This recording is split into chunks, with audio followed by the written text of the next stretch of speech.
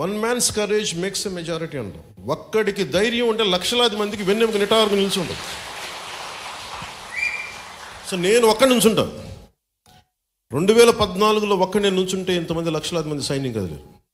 ఒక్కడు నుంచొని పార్టీ ఓడిపోయినా నిలబడితేనే పాపం కష్టాల్లో ఉన్న తెలుగుదేశం పార్టీకి ఓడిపోయిన మనం చెయ్యి అందించి పైకి లాగి.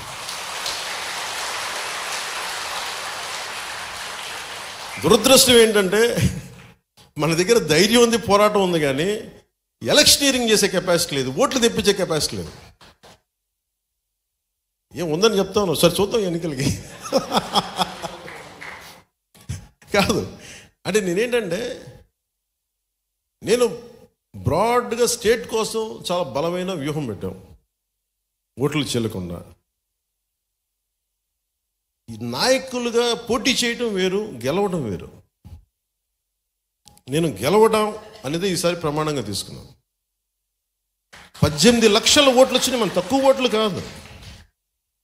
2009లో మనకి 18 సీట్లు వచ్చి ఉమ్మడి రాష్ట్రంలో 18% ఓట్లు వచ్చి ఉమ్మడి రాష్ట్రంలో పార్టీని నిలబెట్టుకోలేకపోయాం. ఆ రోజున నేను 2 చోట్ల ఓడిపోయి, ఉన్న ఎమ్మెల్యే పారిపోయి,